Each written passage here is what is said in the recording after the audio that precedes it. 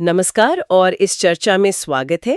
आज हम बात कर रहे हैं मैकेनिकल प्रॉपर्टीज ऑफ फ्लूइड्स पर। हमारे पास भौतिकी के एक अध्याय से कुछ जरूरी अंश हैं। बिल्कुल। तो हमारा मकसद है इन अंशों से फ्लूइड्स के बिहेवियर के जो मुख्य सिद्धांत हैं उन्हें समझना, मतलब जब वो स्थिर होते हैं या बहते हैं, और उनके कुछ दिलचस्प गुण भी। हाँ। हम कुछ खास इंग्लिश टर्म्स पर ध्यान देंगे, जैसे pressure, Pascal's law, Bernoulli's principle, viscosity और सरफेस टेंशन। तो चलिए शुरू करते हैं। सबसे पहले ये फ्लूइड्स होते क्या हैं? देखिए, फ्लूइड्स वो पदार्थ हैं जो बह सकते हैं। इसमें लिक्विड्स भी आते हैं और गैसेस भी। सॉलिड्स जैसे नहीं होते जिनका एक पक्का आकार हो। अच्छा। इनका अपना कोई फिक्स शेप नहीं होता। और एक और बड़ी बात है, शियर स्ट्रेस के लिए इनका रेजिस्टेंस बहुत कम होता है, मतलब वो आसानी से परतों में फिसल जाते हैं। और हाँ, गैसेस तो काफी कंप्रेसिबल होती हैं, उन्हें दबाया जा सकता है। पर लिक्विड्स वो लगभग इनकंप्रेसिबल होते हैं। ठीक है, तो बहना और निश्चित आकार न होना, ये इनकी पहचान हुई। अब जब ये स्थिर होते हैं, मतलब रुके हुए, तब प्रेशर की बात आती है। ये क्या है और कैसे काम करता है? बिल्कुल। प्रेशर, जिसे हम P से दिखाते हैं, वो होता है normal force per unit area. सीधा से कहें तो F/A।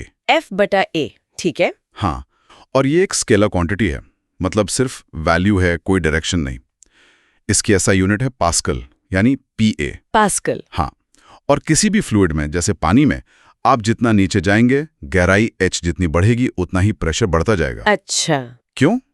क्योंकि आपके ऊपर फ्लूइड का वजन बढ़ जाता है। इसका एक फॉर्मूला भी है, P=PA + ρgH। यहाँ रो फ्लूइड की डेंसिटी है, G गुरुत्वाकर्षण, और PA वो है जो हवा का दबाव है, मतलब एटमॉस्फेरिक प्रेशर। और गेज प्रेशर वो क्या होता है? गेज प्रेशर वो है जो हम असल में नापते हैं, जैसे टायर प्रेशर। ये होता है कुल pressure P minus atmospheric pressure PA, मतलब PA। समझ गई। और इसी से जुड़ा है पास्कल्स लॉ। सुना है हाइड्रोलिक लिफ्ट्स वगैरह इसी पर काम करती हैं? हाँ, बिल्कुल। पास्कल्स लॉ बहुत दिलचस्प है। ये कहता है कि अगर कोई फ्लूइड बंद जगह में है और आप उस पर कहीं से भी प्रेशर लगाते हैं, तो वो प्रेशर कम नहीं होता, बल्कि हर दिशा में बिल्कुल बराबर फैल जाता है। अच्छा। इसी वजह से हाइड्रोलिक लिफ्ट काम करती है। एक छोटे पिस्टन पर थोड़ा फोर्स लगाकर हम दूसरे बड़े पिस्टन पर बहुत बड़ा फोर्स पैदा कर सकते हैं। हाइड्रोलिक ब्रेक्स भी ऐसे ही काम करते हैं। कमाल है ना, कैसे फ्लूइड प्रेशर को ट्रांसमिट करता है। हाँ, ये तो वाकई कमाल है। अच्छा, ये तो हुई रुके हुए फ्लूइड्स की बात, पर जब वो बहना शुरू करते हैं तब क्या होता है? वो ज्यादा पेचीदा लगता है। हाँ, फ्लूइड्स इन मोशन एक अलग ही दुनिया है। देखिए, फ्लो दो मुख्य तरह का हो सकता है। एक होता है स्टेडी या स्ट्रीमलाइन फ्लो। इसमें हर पॉइंट पर फ्लूइड की वेलोसिटी समय के साथ बदलती नहीं, स्थिर रहती है। अच्छा, एक सीधी शांत धारा की तरह। बिल्कुल। और दूसरा होता है टर्बुलेंट फ्लो। ये थोड़ा गड़बड़ वाला, अव्यवस्थित होता है। ऐसा तब होता है जब फ्लो की स्पीड एक खास लिमिट, जैसे क्रिटिकल स्पीड कहते हैं, उससे ज्यादा हो जाती है। और इसमें वो इक्वेशन ऑफ कंटिन्यूटी भी आती है ना? A/V कांस्टेंट रहता है, ऐसा कुछ? सही पकड़ा। इनकम्प्रेसिबल फ्लूइड्स के लिए, मतलब जो दबते नहीं, जैसे पानी, equation of continuity AV = constant बहुत जरूरी है। ये बताती है कि अगर पाइप कहीं संकरा होता है, मतलब क्रॉस सेक्शनल एरिया कम होता है, तो वहां फ्लूइड की वेलोसिटी बढ़ जाएगी, ताकि फ्लो रेट बराबर रहे। बिल्कुल। ये असल में मास कंजर्वेशन है। जितना फ्लूइड एक तरफ से अंदर आया, उतना ही दूसरी तरफ से बाहर जाना चाहिए। यहाँ एक बात मुझे थोड़ी अजीब लगती है। जहाँ तरल तेज बहता है, वहाँ प्रेशर कम हो जाता है। ये सुनने में उल्टा लगता है।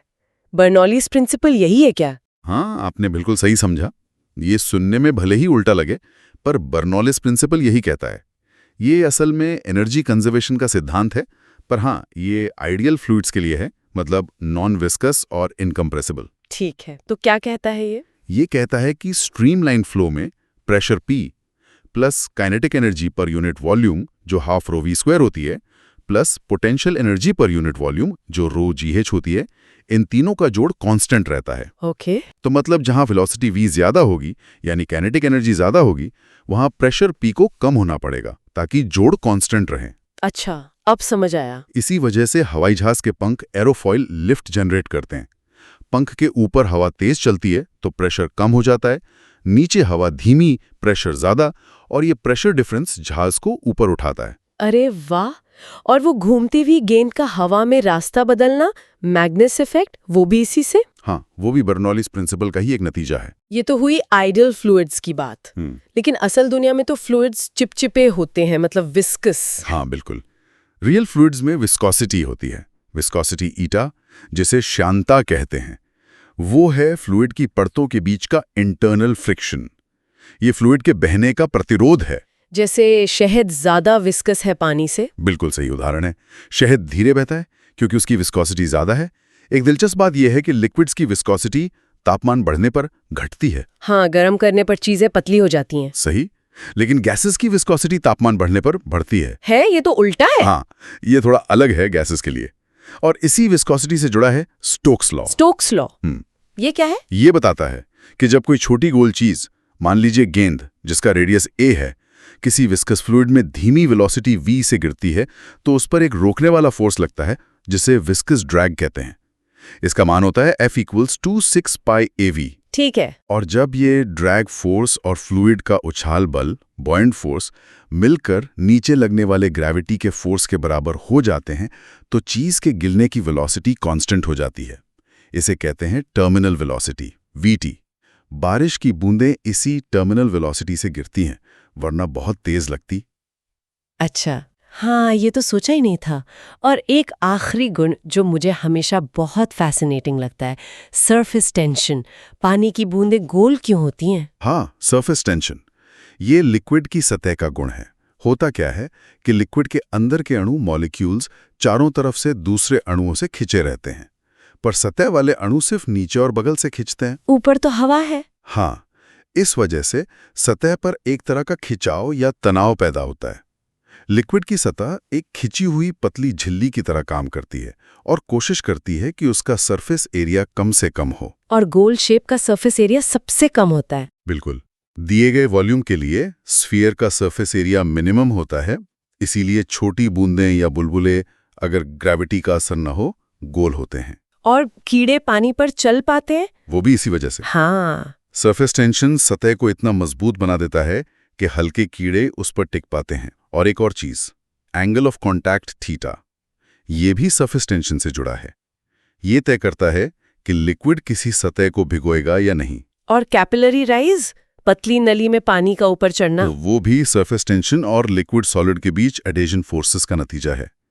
पानी कांच की नली में ऊपर चढ़ता है। वाह! तो अगर हम इन सब को समेटें, फ्लूइड्स बह सकते हैं, शेप फिक्स नहीं होता, रुके हों तो प्रेशर गहराई के साथ बढ़ता है और पास्कल्स लॉ के हिसाब से फैलता है। सही। चलते हुए आइडियल फ्लूइड्स में equation of continuity AV = constant, ये वेलोसिटी ज्यादा तो प्रेशर कम, लागू होते हैं। और रियल फ्लूइड्स में विस्कोसिटी, बहने का प्रतिरोध, और सरफेस टेंशन, सतही खिंचाव जैसे गुण होते हैं, जो टर्मिनल वेलोसिटी से लेकर बूंदों के शेप और कैपिलरी एक्शन तक सब पर असर डालते हैं। बिल्कुल सही सारांश दिया आपने। ये मुख्य बातें। और यहाँ एक बात सोचने के लिए छोड़ी जा सकती है। हाँ। ये गुण जैसे विस्कोसिटी और सरफेस टेंशन, जब हम बहुत छोटे पैमाने पर जाते हैं, माइक्रो स्केल पर, तो ये और भी ज्यादा महत्वपूर्ण कैसे हो जाते हैं। सोचिए हमारे शरीर में खून का बहना, जो बहुत पतली नसों में होता है, या फिर नैनो टेक्नोलॉजी में, जहां बहुत छोटे चैनल्स में लिक्विड्स को कंट्रोल करना होता है। हाँ। इन जगहों पर इन सिद्धांतों की क्या भूमिका होती होगी? ये शायद इन स्रोतों में इतनी गहराई से न बताया गया हो, पर यह सोचने के लिए एक बहुत ही दिलचस्प दिशा